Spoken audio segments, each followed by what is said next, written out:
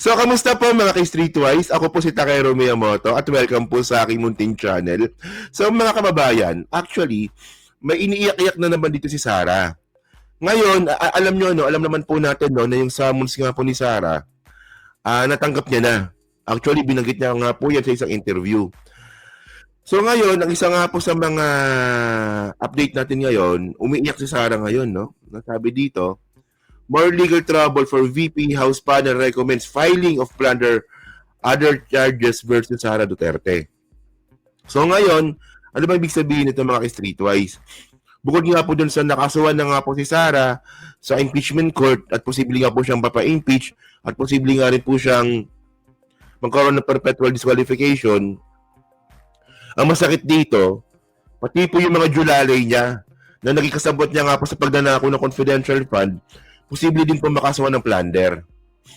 Ngayon, itong lola nyo, itong si Sarah naman, syempre, as usual, pinatatanggol niya yung mga tauhan niya.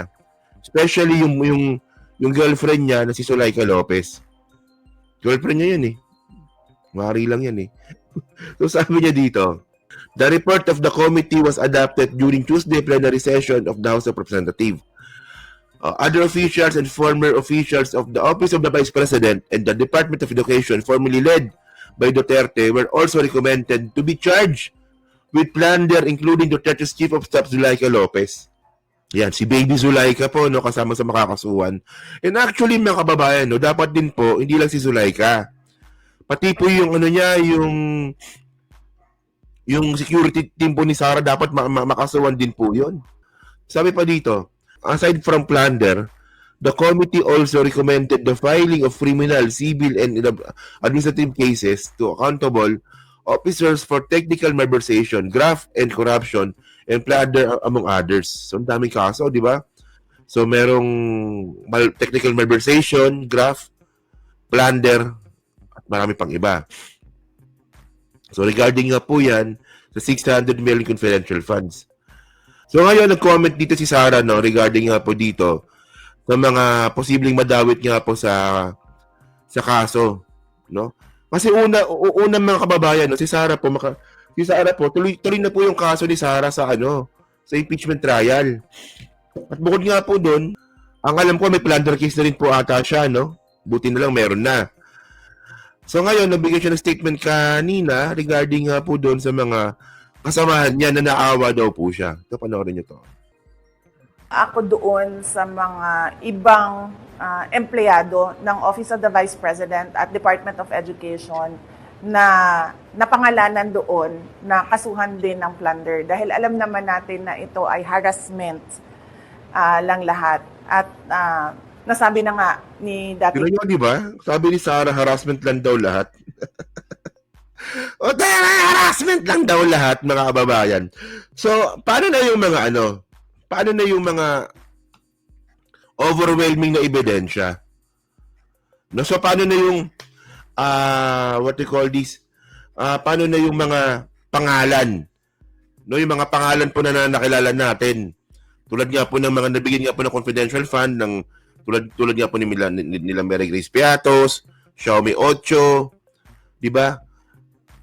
Meron pa yan eh, yung Jog Diligo, tama ba? Jog Diligo ba yun? Ang dami, no? Ang dami pong tumanggap ng pera eh. Pati si Marian Rivera tumanggap daw ng pera. So, ebidensya po kasi yun. Harassment. O nga, harassment, no? Paawa na naman tong...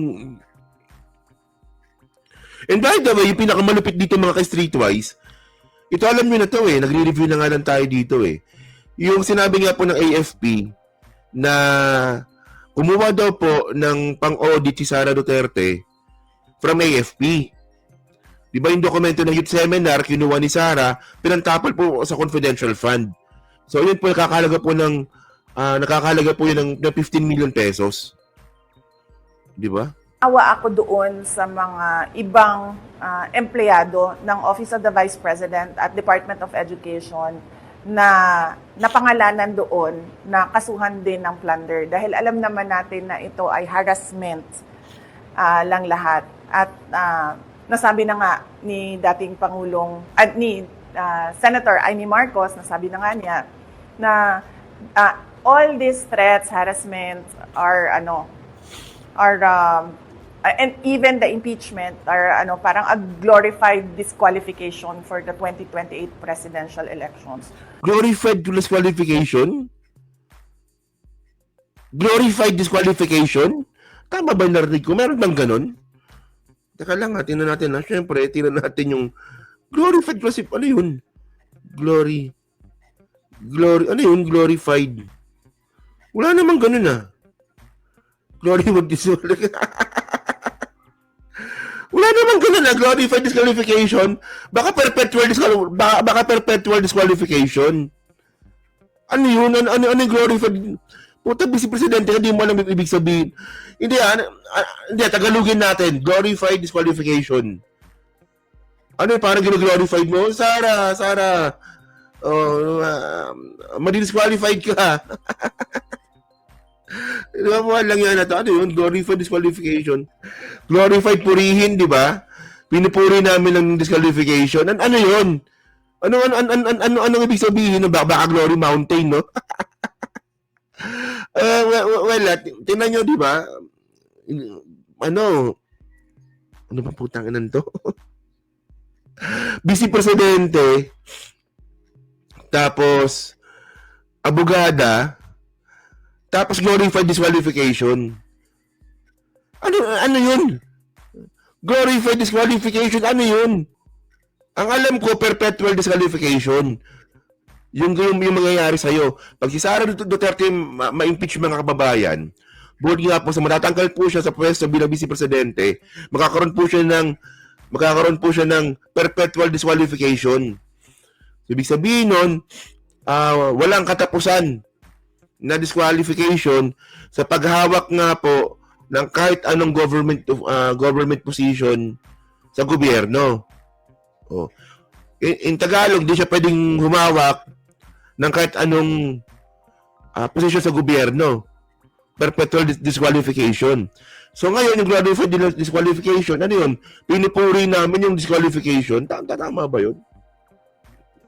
Tama ba yung grammar niya? VP ng kawalan ng puta. Oh.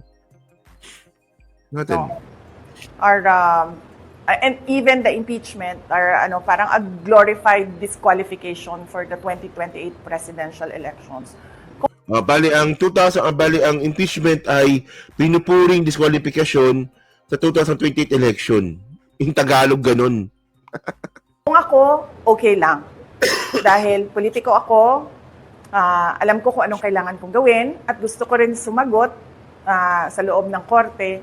Pero naaawa ako dahil sa mga threats sa harassment na ito ay merong mga empleyado ng ating opisina na nadadamay, na hindi naman kailangan madamay. So yun yung drama ni Sara, no? So ito daw po ay harassment.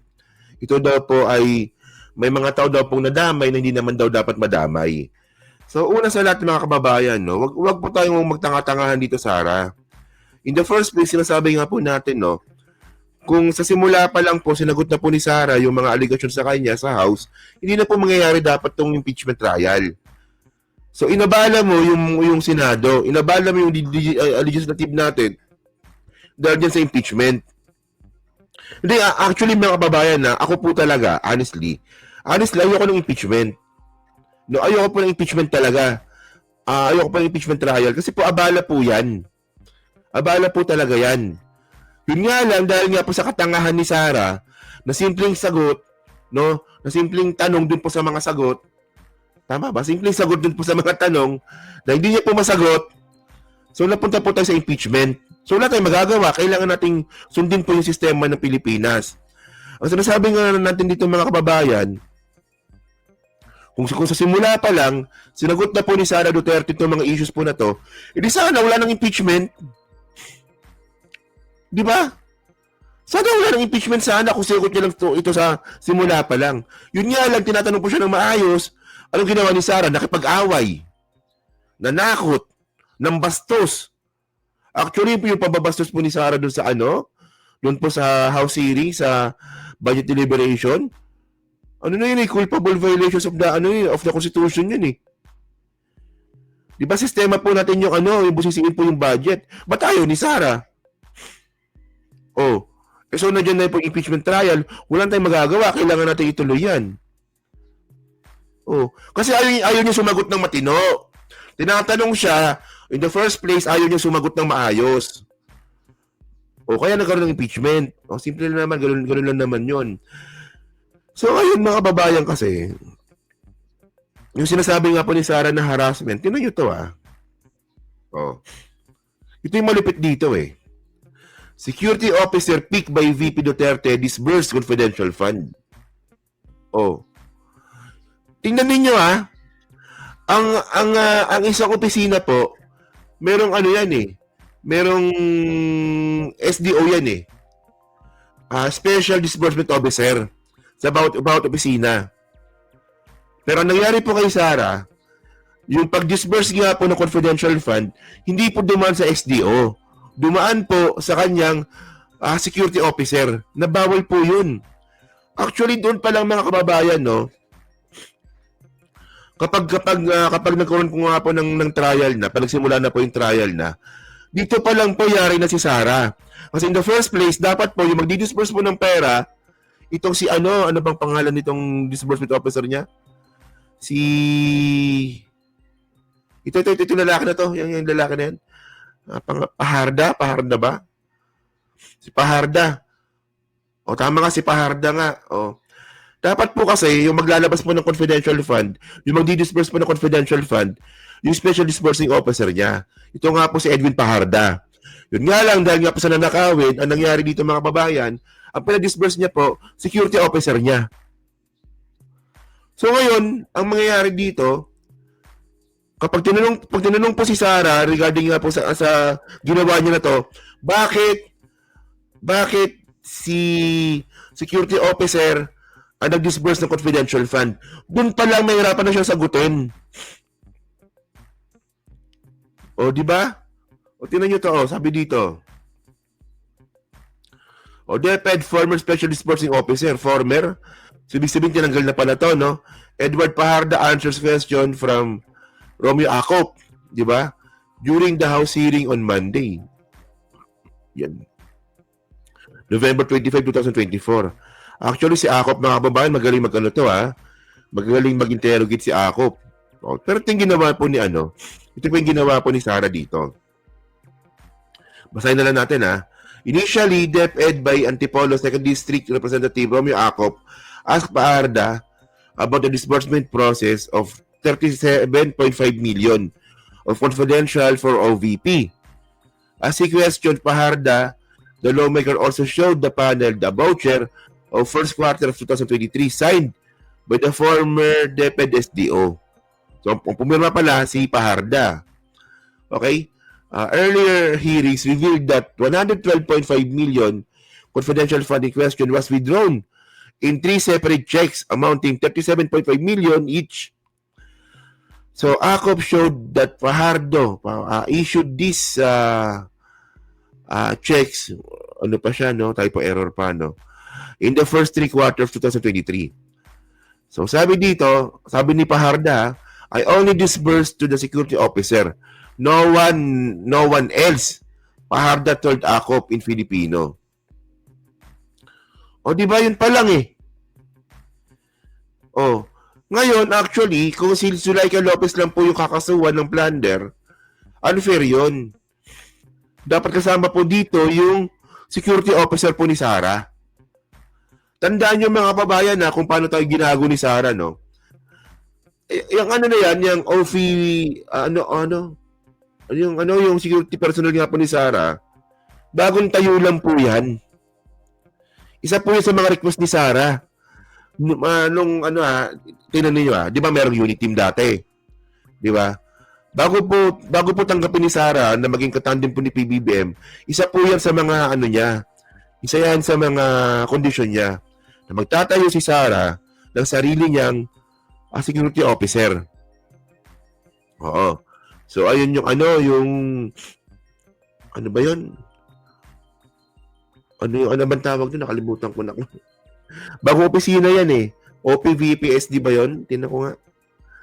Vice President Security, Vice President Vice President Security. Ano bang tawag doon? Yan, VP SPG pala. O Vice Presidential Security and Protection Group. O buti pa si Din Mariano alam. Yan. So siya po nag-ano yan, siya po nagbuo niyan. Yung VP SPG na yan. At doon nga po sila Chika at saka si yung isa pa, no? Na nag-disperse nga po ng confidential fund, no? So if anyone needs the fund, you only give it to the security officer for disbursement. Ako ask again. So Cordell Delis Nolasco pala, no? Si Nolasco at saka si La Chica. Oo, itong dalawa. Ako been moved to invite Nolasco and panel chair in Manila 3rd District, Joel Chu approve. Humarap na ba sila? Humarap na do? Okay. So what's the point of the special disbursement officer? Did you understand? So ngayon, mga kababayan, ito po yung nangyari dito. Ngayon, yung sinasabi nga po ni Sarah, na ito daw po ay harassment in the first place. Ako hindi po naniniwalang harassment po yun. Di ba? Kasi ito yung sinasabi ko isa sa mga ebidensya, no? Na talagang nagkanta-hetot-hetot po talaga yung confidential fund nga po ng OVP at saka ng DepEd. By the way, wala tayong magagawa dyan. Kasi kapag DDS po yung kausap natin, yung mga ganyang klase mga statement, di po nila pinaniniwalaan. May mga sariling ano yan eh. May mga sariling utak yung mga DDS na yan. No court martial na yan dalawang uniform personnel ni Sarah. Na court martial na nga, no? Oh. So wala na, di ba? Huwag kasing takutin ang mga anghel ng senador na saraulo na presidente ng impyerno. So yun mga kababayan, no? So kayo po, no, masabi nyo nga po dito sa sinabi nga po ni Sarah na harassment daw po yung panggigipit daw po sa mga tauhan niya. In the first place nga mga kababayan, no, yung sinasabi nga natin, hindi na po sana mangyayari itong impeachment trial kung sa simula pa lang, sinagutan ni Sarah yung mga allegation sa kanya. Yun naman pala, paano naman pala sasagutin kung sa pag-disperse pa lang pala ng confidential fund, sabit na. Di ba, paano pa kaya kung paano siya ginastos? Di ba? Tama, di ba? Yung pag-disperse pa nga lang, sabit na eh. Paano pa kaya yung paggastos? Oh. Yan na, so dyan, no? So comment na po sa baba. So iwanan muna natin yung topic po na yan, no? So next topic tayo. So pag-usapan natin tong yung update po dito sa interim nga po ni Digong.